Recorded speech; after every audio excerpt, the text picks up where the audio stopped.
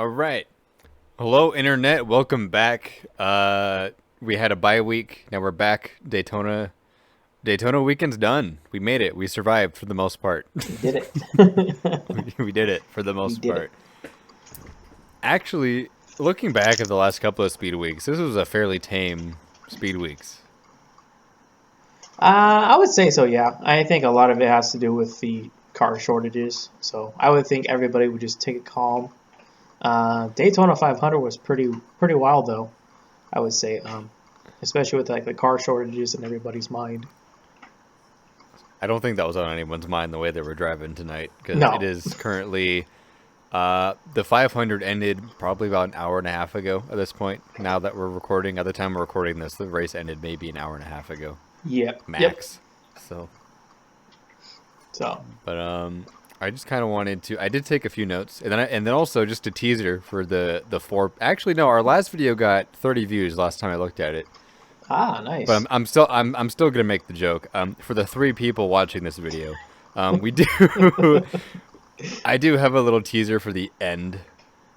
Whoops, I think my screen went away there for a minute. We're doing a little fantasy points thing this year that I kind of came up with.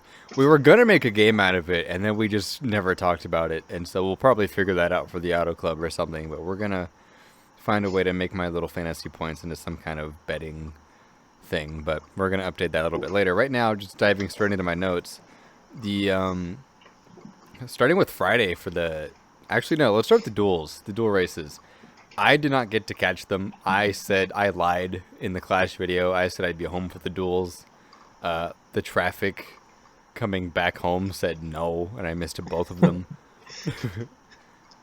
Yeah. I However, I was able to catch it, but I would say they were both pretty boring. I mean, it was to be expected because, like I said, the car shortages, part shortages.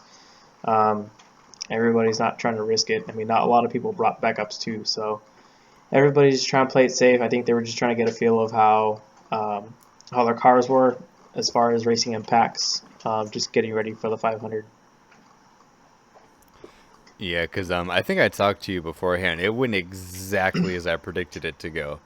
It was mostly single file. Everyone was pretty calm, tame. Nothing really happened. They just kind of rode out their duels. And then when Logano said he was going to drive the duel like he was going to drive the 500, I immediately told you, oh, he's going to wreck himself. Yeah, And and then he yeah, he immediately went and did. did that. Yeah, and then he did. It was awful how predictable the duels were. So I'm really happy that the actual 500 was a lot different. But just diving into Friday and the truck race, I just want to say the new truck bodies, sexy. I love them. I've seen some hmm people say they're kind of ugly, but I love them. I love the Yeah, new truck I bodies. especially love the Tundras. They look probably the best out of all three of them. I was gonna say the Tundra. I can kind of see how it looks a little bit weird because there are a couple camera angles you look at it and you go, "Well, that's kind of weird." But overall, especially see them in person during the unveil at Vegas that they did for the Toyota bodies, Yeah, just that was all of pretty them cool. just look beautiful, just Yeah. beautiful trucks. The the Chevys they look the same. They don't look that too much different. I mean, maybe a little bit of a body mold difference, but I mean the front pretty much looks the same to me. Yeah, and they raced really well too. I feel like they were able to. I don't know if that was just me having not watched NASCAR in a year and just kind of get back into it, but those truck drivers they were all over the place, but they were hanging on to them pretty well. Yeah, yeah. I would say the racing was pretty good. I went not just for the trucks, but just all around the whole three series. Like, actually, even ARCA too. Like, ARCA had some pretty good racing and like, quite a good turnout too. Because usually, ARCA would only have about like 20 cars for the Daytona race, but they had about I think 35 cars. Yeah, I think they had like I think the official count was like 32, 33 cars showed up, something like that, Yeah, so it was a great which is turnout. incredible. But yeah, the truck race was really great. I mean, you got a lot of side by side action, a little bit of a train going on in the beginning of the race, but later on, you kind of got some more side by side action. I was gonna say the train's fairly normal for early Yeah. in super speedway races, but the one thing that had everybody talking that I want to talk about for Friday too is the reflexes on whoever's in charge of the yellow flag button coming to the white. Tyler Ankrum got just the slightest bit sideways, and the caution lights were like, it was incredible how fast that happened. Honestly, like they were just ready at the button. Like as soon as they saw him turn sideways, they just smacked it.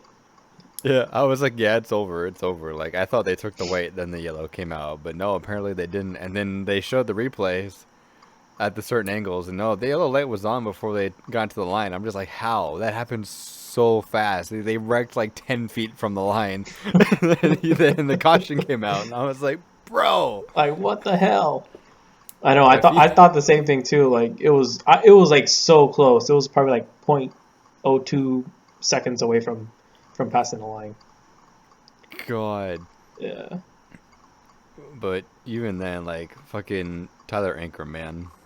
The second his tires stepped out of line, that yellow light was on, and I'm like, you know what? Give that man a bonus because wow. He's got some quick reaction time. Yeah, I'm pretty sure they wanted it to end under green, but then again, I don't remember who it was, but the people in the back made sure that we ended it under caution. So Yeah. Yeah. took the white flag, and then they nosed him into the wall. But I saw people upset about the caution on the last lap of the truck race, but you know, you get a truck hit onto the wall, and just for safety things, they kind of have to throw the yellow there. So I wasn't too upset because that's something NASCAR has been kind of consistent about, is throwing the yellow for hard crashes on the last lap, and so I was disappointed that But at it the had same to end time, under you have to yellow. think about like the safety. Yeah, And I understand why they did it. I'm still yeah. disappointed it ended under yellow, but I understand why. I don't understand why they didn't throw it for the ARCA race though. They just let him go. I think when Drew Dollar, when he like smacked the wall, they Yeah, kept that it was a green. hard hit too. Yeah. So, Like, um, I mean, I guess they have different officiating systems, but that kind of boggled my mind too. It's like this man had all four tires off the ground, head on, car was destroyed, and they let it go green all the way back to the finish. I'm just like, okay, I guess. I guess we'll just keep going. Yeah, But yeah. um, yeah, and then the Xfinity race was pretty good too. I was Got gonna say, a lot speaking of of Drew good. Dollar, Decided to repeat history. yeah, the poor bastard. That sucks. But I mean, Xfinity was good too. Got a lot of good racing, of course. You know, train going on in the beginning of the race. Towards the end, you got more action. It's um, just overall a great weekend of racing. But that was a scary wreck with Myatt Snider at the end. I mean, when he took down the fence, that was pretty scary. Luckily, he was I able to walk away. Dude, watching that replay, just from the amount of years I've been watching racing and stuff, one of the first things I looked for once I processed in my brain that this man had just gotten sailing through the sky is I was looking through the windshield for the, because I didn't think he was gonna put the window net down as fast as he did, and so the immediate thing I was looking for was the light reflection off of his visor, because I knew if I saw the light reflection bouncing around, that means he was gonna be moving his head around. Yeah. And so when the dust was cleared and I saw that light reflection moving around through the windshield, I was like, oh, thank God, he's at least conscious and he's moving his head around. And then, like, half a second later, the window net came down. And I was like, okay, wow. So it just popped And out. it's just funny because like he just walks out like nothing happened. Like maybe a little limp, but that was Yeah, it. Like apparently he he did hurt walked his out. foot. Yeah, but nothing too serious. So No, which also really screams to the safety of these Xfinity cars and how NASCAR builds them. The fact that he was able to get launched off the bumper like he did, got caught in the fence, shredded, absolutely shredded that car, and he was able to pop out with a limp and a possible injured foot. yeah, but yeah, it was nice to see him walk out without any serious injuries. So And then right in front of Michael Jordan too, they really launched the car at Michael, huh? I'm still laughing about that picture. He has like his Okay, hands the up in the picture air. with him with his arms up in the air. Can you send that to me? I might slide that into the video. Yeah, I'll send that. But that was Like, cause funny. like that was such a funny picture. I don't know why it made me laugh. It's just to see this car perfectly perpendicular to the ground, and then there's Michael Jordan Just having the time of hands his up in life. the air. Yeah, just having the time of his life over the corner. Oh shit. Oh uh, yeah. that made me smile a lot more. And then my Snyder's interview after that, who posted it? I think it wasn't Jeff Gluck who posted it, but the his post race interview seemed pretty lighthearted too. He was able to kind of crack a little bit of a joke about the crash, Oh, and so but that made me feel a lot better about it too. yeah. I mean, at least he was able to kind of, like you said, be lighthearted about it and not take it too seriously. Yeah, I mean, for a he said scary it. wreck like that, but Yeah, and the fact that he remembers it too is also good. So yeah. because like I don't remember the exact quote. I could probably pull it up here, but I'm too lazy to do that right now. But just paraphrasing what he said in the golf cart was that, felt the car go sideways and thought, oh, this will be fun, and then he saw the racetrack and was like, oh, it got better, and then it caught the fence and all hell broke loose from there. Yeah. But uh, yeah, overall great Friday race, great Saturday race. 500. What's your That's opinions what on I that? was scared for. That's what I was afraid of, was I the think 500. everybody was scared of that. Like honestly, nobody knew what to expect. Like, they started getting into the choo-choo train like 2 or 3 laps into the race, and I was like, "Yep, this is gonna be the next 300-400 miles," and that's not what happened at all. Like, I Yeah. was pleasantly surprised by the racing put on by the next gen car today. Yeah, it was a lot of good racing. Like you saw that people were able to run the bottom lane, run the top lane. It took them a little bit to kind of gain some momentum, but once they kind of got that top lane running, they were able to keep going. But overall, it's just great racing. Like I was kind of surprised. I was expecting like a kind of a boring start to the race, but um, overall, like the whole race was pretty exciting. Oh yeah. So some other things, just based on the Cup race today. After today, because it was either this morning or last night. Once again, my for some reason my sense of time is just horrendous right now. But when NASCAR confiscated Team Penske's wheels, do you think they're gonna give them back or let teams do that after we had Kaz Grala and Justin Haley lose wheels within within 10 minutes of each other? We had two wheels come off.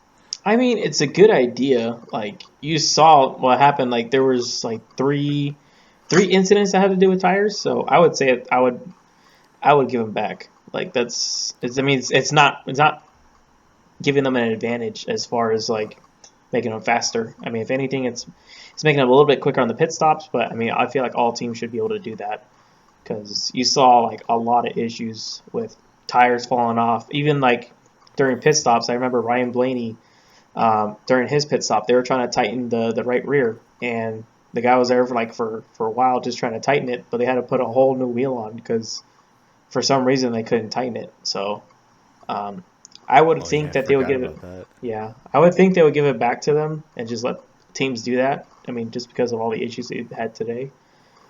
Um, Yeah, I was gonna say because after like one luck, we have one. Yeah, because from what I saw, apparently there's no real way to tell if the actual bolt is all the way tight. And I think that's what caused the Gralla and Haley issues. Was that I don't think they knew that that bolt was loose and it came off and caused that accident. And it's the same thing with Justin Haley. I don't think they knew that that bolt on the tire was loose, and so it just popped off. Actually, I yeah, think with Haley it was the rim. The actual wheel broke. With Casgralla, the the bolt came off, and that's what made the wheel come off. But with Justin Haley, the actual wheel broke, which was interesting. yeah, that was a little interesting.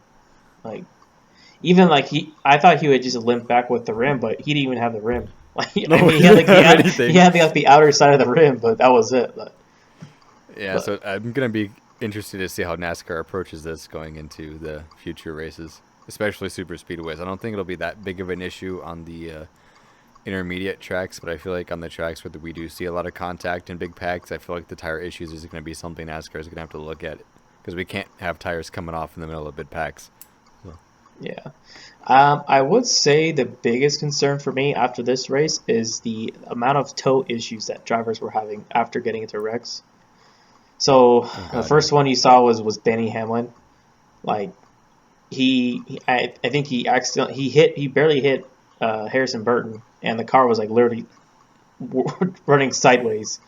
Yeah, he did a little bunny hop. He bunny hopped off the side of Burton's car, Yeah, and it and destroyed the alignment. yeah, and I know there were like quite a few other drivers that had the same issue too, and then they were pretty much done. So Yeah, that's what happened with.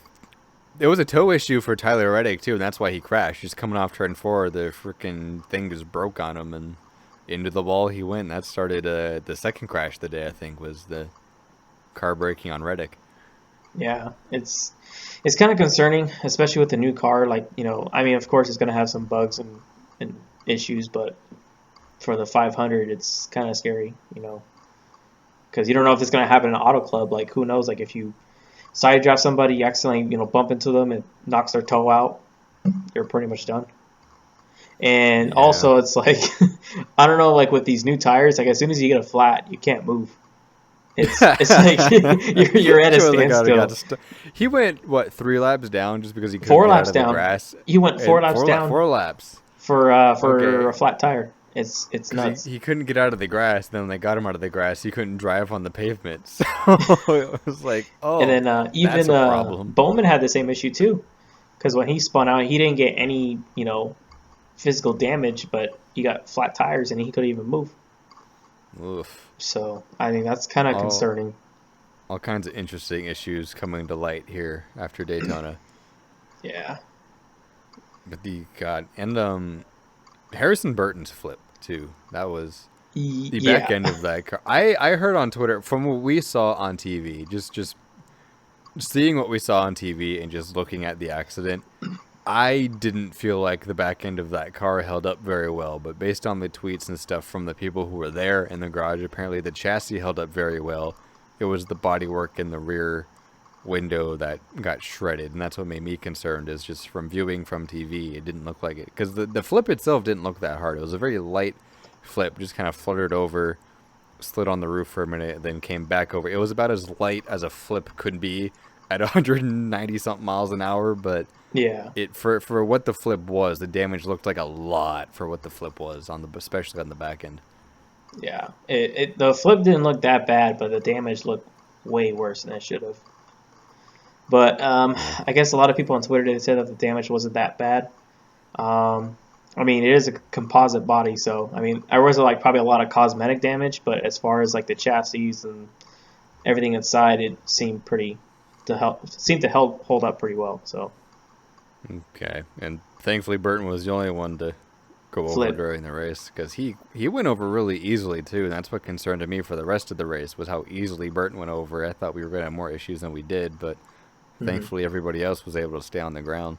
Yeah, but yeah, I know when I first saw that, I thought there was going to be a lot more flips than that, but luckily that was the only one. So Yeah, and I guess the last thing I want to cover here before we move on is the over-encompassing weekend.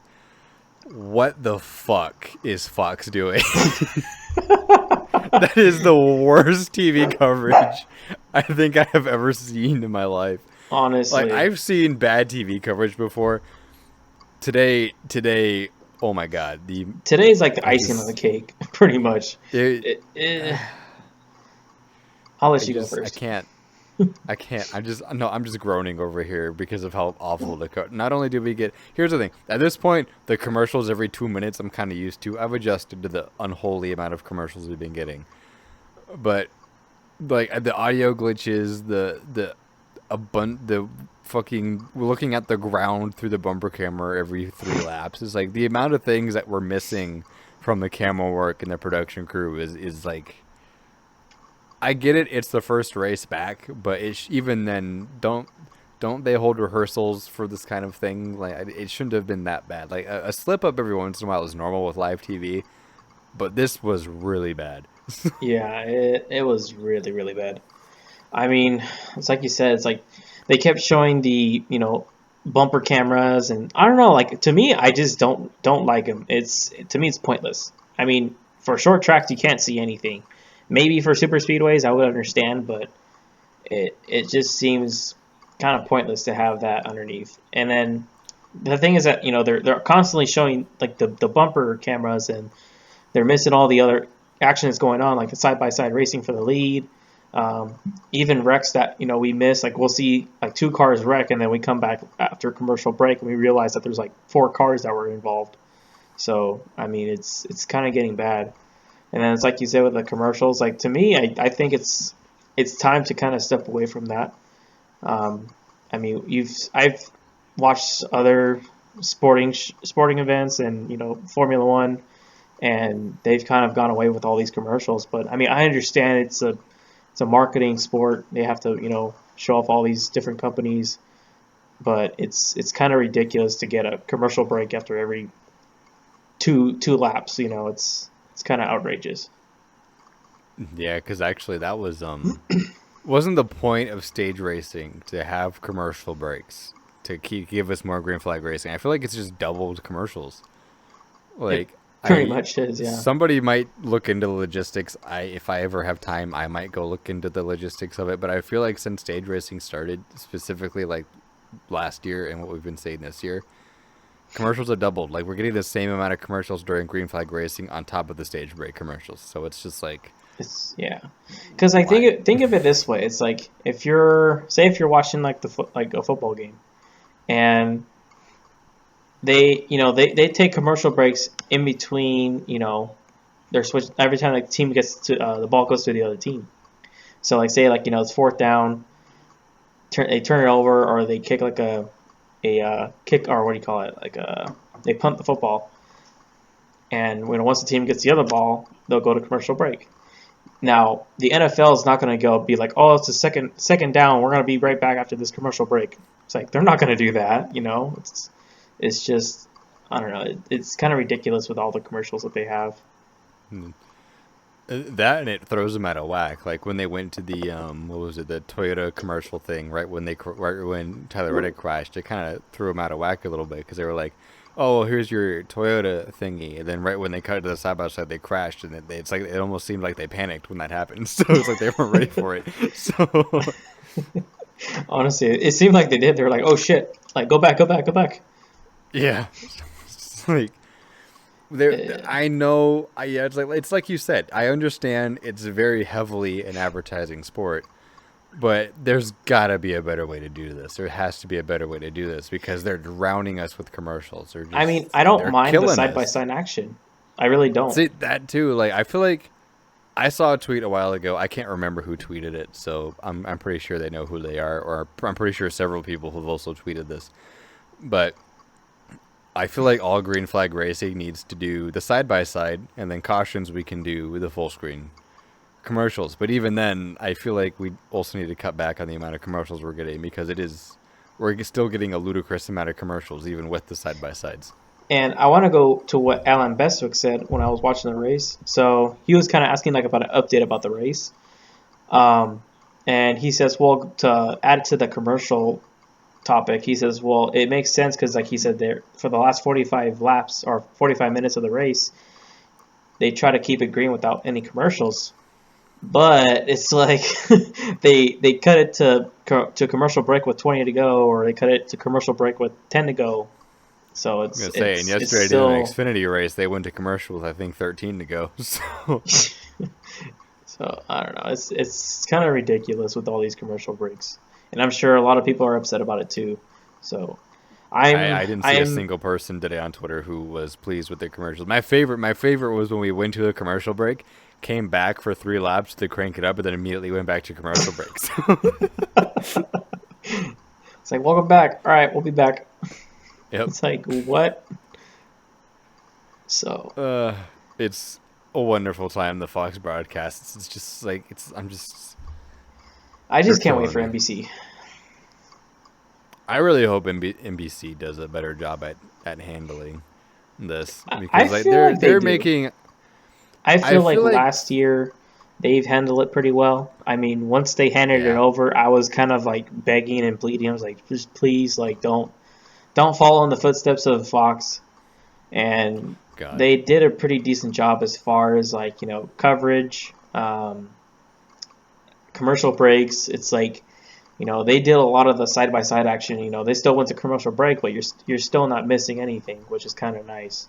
But as far as like caution flags, they still do commercial breaks for that, which I don't mind for that, because we get it. Yeah, like, what are we gonna watch? So yeah, like I feel like just from what I witnessed today, in having the small amount of experience in TV that I do, because I kind of do come from a little bit of a TV background. Mm-hmm. The mistakes Fox were making today were like amateur mistakes, like especially post race during the interviews. when they were interviewing Bubba Wallace, and they cut to them trying to focus the cameras and stuff on the next interviewee. It's like Oh, that's not a oh, Chase mistake. A Briscoe. huge, yeah, Chase Briscoe. Like they were interviewing Bubba Wallace, and then suddenly the camera cuts, and they're zooming in and out. It's unfocused. It's just like on Chase Briscoe. It's just like, what is this? This is a mistake an amateur TV station would make. This isn't something a Fox broad. This is not a mistake a Fox broadcast on national television, as big as they are, should be making. Honestly. And it's the same thing with the Toyota commercials when they were replayed in the crash of Tyler Reddick's accident. And we had the audio of the beginning of the Toyota commercial playing. It's just like, what is this? Twice they did it twice. They had the audio from the, I guess, the fan side, like from the actual track, because they have like a team that goes around the racetrack and they interview like fans and stuff like that. So I think they cut that into the audio. It's like it's just these are things that my old boss would have ripped our ass for. Like he wouldn't have ripped my ass, but he would have come back and been like, there would have definitely been a meeting afterward, and he'd been like, hey, you need to pay attention. Yeah, I think after this there has to be a meeting. They're like, hey, this is the biggest race of the year, and we fucked this up badly, like royally. Just like with pack racing especially at Daytona, it is very easy to zoom out and capture a lot of action. There was still a lot of zooming in on people's back bumpers, and I'm just like, why? I don't need to see them tucked up underneath each other. It's like, for a replay, that's great, but for watching live TV and we're constantly staring into someone's ass, like, I don't want to watch that for 25 laps. Like, I want to see what's happening in the pack. So. Honestly, like, I don't know, it was a shit show, but I mean, I'm sure for the fans at the track, it was a lot of fun and oh yeah, really, really exciting. So, and it was nice to see a full crowd. I know last year they kind of had to cut it to a certain capacity, but this year it's nice to see a full crowd at the Daytona 500.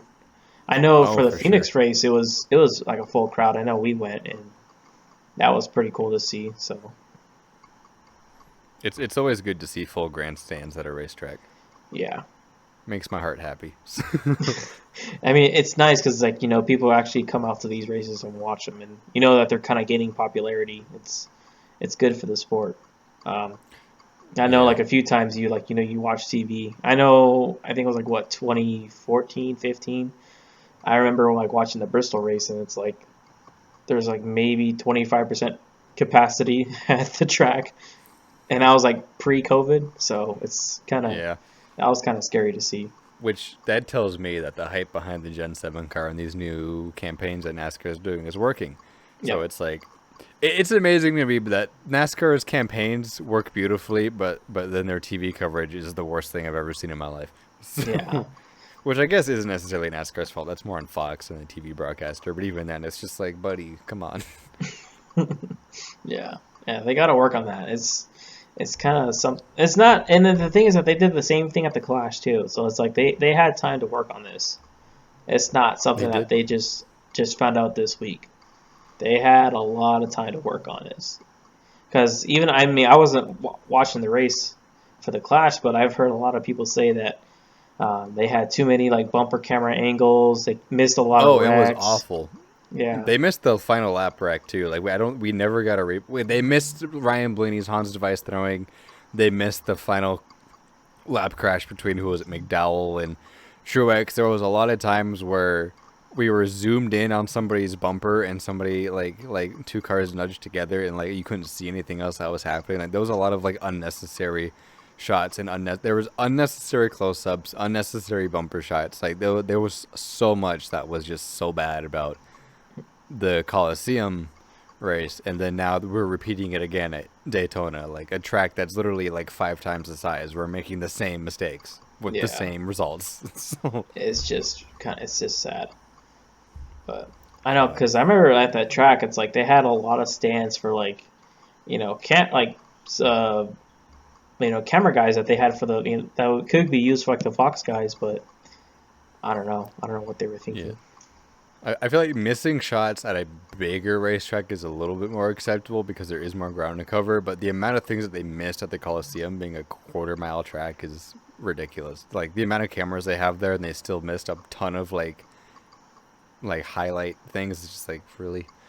Really? Like how do Really? you allow that to happen? You don't. Like, hopefully they figure it out, but I won't be surprised if we just continue getting shitty Fox coverage for the rest of the time that Fox is covering. Yeah, I know, but uh, yeah. Hopefully, I'm hoping they get better, but I doubt that they will because they have a bad tendency of doing stuff like that. So Yeah. it's probably going to continue on Um, until they're done. yeah, so we're about 30 minutes into this, so just for the sake of kind of moving on a little bit. The last thing I want to cover for today, because I can easily sit and talk about how bad the Fox broadcast was for another 20-30 minutes, but we're That's for gonna, another show. yeah, that's we can work on that later. To try to not be here for an hour and a half, we're gonna move on to the last thing I want to cover, which is the fantasy points. I'm actually Ah, gonna pop up a little screen here, and the way I have it set up, people I see still to this day, even with the playoffs, I see a lot of people don't like the playoffs. A lot of people love the playoffs. Like, no matter where you sit on the playoffs, personally, I'm not a huge fan of the way the playoffs work, which is kind of why I started looking into like my own little point structure just to kind of mess around, see how different point structures would work. mhm. And I found one that I thought was pretty fair because NASCAR likes to put emphasis on winning and points and how important they all are, but and all that fun jazz. And so the little point system I worked up was that every position drops a point. So it's like there. So like I guess yeah. I'm gonna put up the screen so the audience can see. I'm gonna try to explain it the best I can. I'm horrendous at explaining things, so just bear with me on this one, Chris. But Okay. like for example, like there's 40 cars in the cup field, and so first place would get 40 points. They would get 40 points because they finished first out of the 40 cars. And then so Mhm. second place would get 39, third place would get 38, and it would drop a point all the way down. So the 40th position pays 1 point. And Xfinity has 38 cars, and so it's the same thing but with 38 points. Whereas the winner, first place, would get 38 points, and we would drop it down to where 38th gets 1 point. And, trucks, pretty self-explanatory at this point. There's 36 starting spots, so first would get 36 points. Last place, 36th, would get 1 point. Because I feel like that's pretty fair distribution of points between the field, and it puts a huge emphasis on finishing position. And on top of that, we have the lovely little bonus points. So it's like for the pole position, I awarded like just 1 extra bonus point. Leading a lap would give you 5 extra bonus points. Having the most laps led would give you another 5, and then a win would be 4 points. And so there are 15 bonus points available essentially. Mhm. And so what is that? What would max points be? So I guess on the cup side, max points would be 55 points. And I feel like that's a good way to kind of keep points a big emphasis, put some more emphasis on winning and leading laps and being up front. So that way we don't get a lot of, I don't know, I guess Confusion. riding around, something like that. And Yeah. like a bad day at the track would be a huge hit in points, and a good day at the track could help you skyrocket up the point system or help maintain a lead. So I Mhm. feel like the point structure I came up with it's super simple to follow, and I feel like it puts a lot of emphasis where NASCAR wanted emphasis. And so with that being said, I did go through and I did the points for all 3 divisions after Daytona, and I am stupid and I did not open up the real life driver points. So depending on if those are posted or not on NASCAR's website, I'm going to compare my fantasy points to the actual real life points. But for the truck series right now, the top 10, I guess we would have Zane Smith. I'm going to put the top 10 up on the screen. I have it in a notepad right now, so it's hard for me to count where 10 is because it's all kind of smashed together for me on my screen. Yeah. But we have Zane Smith leading the points after winning the truck race. We have Ben Rhodes in second, Christian Eckes in third, Ty Majeski fourth, Tanner Gray fifth, Parker Kligerman sixth, Jesse Little seventh, Danny Bone eighth, Carson Hocevar ninth, and the wonderful man Matt DiBenedetto in 10th in points. And I'm Matty also what D. I'm doing. Matty D would be 10th in truck points right now based on my Wow. little fantasy lineup. Don't know what he is in the actual points, but in my fantasy lineup, he is 10th. Another thing I'm doing just to kind of make it easier for me to do this is I'm just everybody who starts the race is getting points because I don't want to have to go through the trouble of trying to figure out who is and isn't eligible for points. So I'm just giving everyone points. Like, fuck it. I don't care. You start the race, you get points just because it's easier for me. Because You get participation whoever, points. yeah, you get participation points because at the end of the day, the reason I made that decision is because the people who run the full season to run for the championship are going to end up on top anyway. Anyone who's running part-time, they're going to end up filtering back down the points anyway, so it really has no impact whether they're eligible or not, especially for these fantasy points, because they're not going to end up at the top no matter what. So. Right. So I'm looking at the current point standings for the Truck Series, and Matty D Okay, is let's see how that matches. 14th. He's 14th. So there's already a big difference. Yeah, that's a huge difference. Do they show Zane Smith as the points leader, though? Yes. But he's Okay, only so ahead that's by the like same. 2 points. Oh, yeah, he's got a 5-point lead on mine. Because it's like, I have Zane Smith with 45 points, Ben Rhodes with 40, Christian Eckes with 39, Ty Majeski with 36, and I'm guessing that's the top five. Tanner Gray's 4th on here, and then Ty Majeski's 5th. Oh, I have them swapped over here. So for me, I have Majeski 4th and Tanner Gray 5th with 36 and 33 points, respectively. So. Yeah. So like, there's already a huge difference. I'm curious to see how this pans out over the year. So. Yeah, I'm curious how to see it's gonna play out like right before the playoffs too. So. Oh yeah. So okay, so that's trucks. So now moving on to the Xfinity side of things. If you want to open up the Xfinity points for me, because I am apparently not prepared for this. My top 10 for Xfinity has Austin Hill, the leader, AJ Allmendinger in second, Noah Gragson third, Riley Herbst fourth, Josh Bilicki in fifth, Justin Allgaier in sixth, Brandon Brown, Sheldon Creed, Ty Gibbs, and Anthony Alfredo rounding out the top 10. Damn, that is a huge points difference on here. You said damn right after I said Hill and Allmendinger, and I was like, well, I already have it very different, apparently. All right, so here's the top 10 for the Xfinity Series. So first you got AJ. Number 2 you got Austin Hill. Third is Riley Herbst. Fourth is Justin Allgaier. Fifth is Ryan Siege. Sixth, Noah Gragson. Ty Gibbs is 7th. Brandon Brown is actually 8th. Sheldon Creed is 9th. 10th is Anthony Alfredo. Okay, so 10th lines up with Anthony Alfredo. You said Ryan Sieg was where in points for the actual points? 5th. 5th. I have him 11th on my points chart. Wow. Jesus Christ. And then I have Josh Berry 12th. So where's Josh Berry? He's 15th on me. Damn. All right. So now here's the fun one. Here's the one that I think everyone's going to be excited about is the Cup points. Here we go. All right, Cup. So for my fantasy Cup points, I have Austin Cindric, the points leader, followed by Bubba Wallace, Ryan Blaney, Brad Keselowski, Kyle Busch in the top 5, and then Chase Briscoe, Eric Almirola, Michael McDowell, David Reagan, and Martin Truex Jr. to round out the top 10. So they don't have it uploaded on the website, but I have the unofficial points. Oh, okay. So they don't have the official ones uploaded yet. But so I'll do the top 10. So first, Austin Cindric. Second, Brad Keselowski. Third, Martin Truex Jr. Fourth is Bubba Wallace. Fifth is Chase Briscoe. Ryan Blaney rounds out 6th. Michael McDowell 7th. Kyle Busch 8th. Chris Buescher 9th. And then Chase Elliott rounds up the top 10. Damn, I have Elliott 11th on mine, but there's already a huge jumble in what's going on. These are two very different point structures that are happening. I like that. That tells me that it's going to be interesting to follow the real life points versus the fantasy points as the season continues. Yeah, but I think a lot of it just has to do with like stage points too. So. Yeah, should I incorporate stage points into this, or do you think that's going to be a bit too much? I kind of like it how it's the way it is right now. You like it just end of the race, full season points? Yeah, it makes it a lot different too. Like, you know, as far as like just getting points for finishing the race.